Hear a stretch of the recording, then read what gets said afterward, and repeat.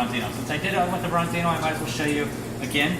To do that, the one thing you want to be careful of, since this fish is bigger, make sure when you're cutting across, your knife doesn't get up and underneath this guy and you're cutting and losing all this meat. You want to make sure your knife is underneath it and it doesn't get caught up in here. And I'll show you what I mean here in just a second when I get going. Otherwise, it's the same idea. He's got a backbone. You guys hear me cutting through that backbone? Okay, so here's where the spot. You can see my knife could easily just cut right through and I'd lose all that flesh. I need to make sure I lift that guy up over my knife. Otherwise, you can see it's mostly, there's not a whole lot of bone, right? This is already deconnected for me. I'm just cutting this top half of it. So it looks really intimidating, but really it's just right here that I'm cutting, right along here. All this flesh is already removed for me. So I'm just, here are the bones the whole way across. Not doing the best job.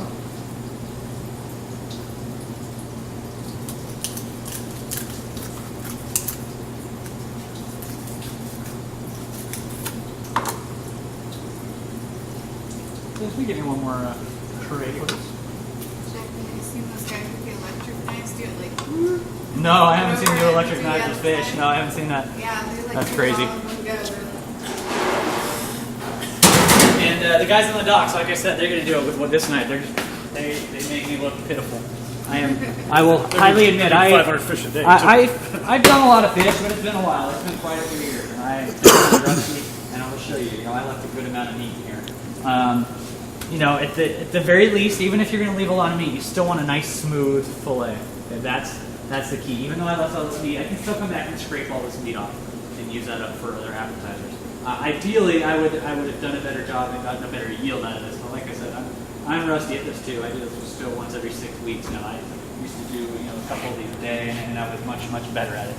And I'm sure it's like riding a bike. You hop right back on.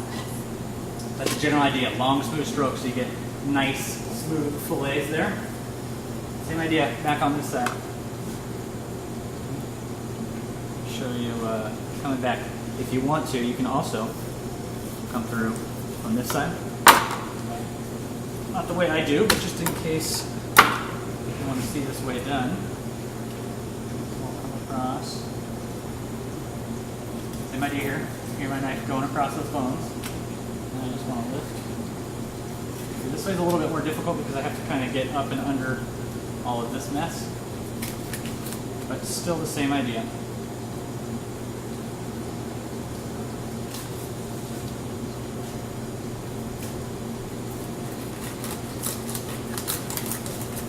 The knife, once again, is at a very slight angle.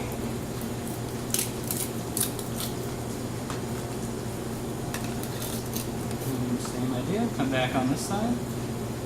Make that incision right in front of the gills.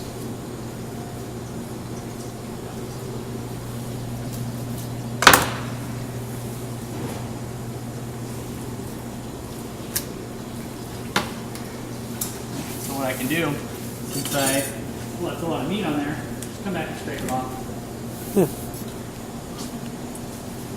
Salmon cakes, whatever. The best meat, right up here in the cheeks. Talked about cheek meat a little while ago. That's the good stuff. Say that for yourself. Almost every fish, big fish, has that. Has that cheek meat? Yeah. All the cheeks, I think, are the best. Walleye, freshwater walleye. Little oysters. Yep, it's a little bit got a little bit more connective tissue in it, so it's a little chewier, but the meat itself is fattier, so it's so much flavor going on.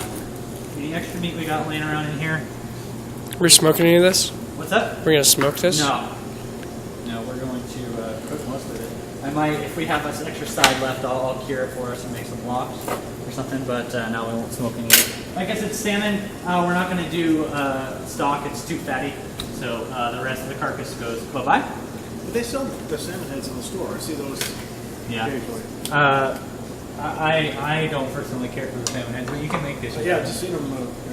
Yeah, there's a ton of flavor in there. It's my own personal preference. What I found was that they sometimes have the belly meat all chopped up. And that's great for a little salmon potato stew.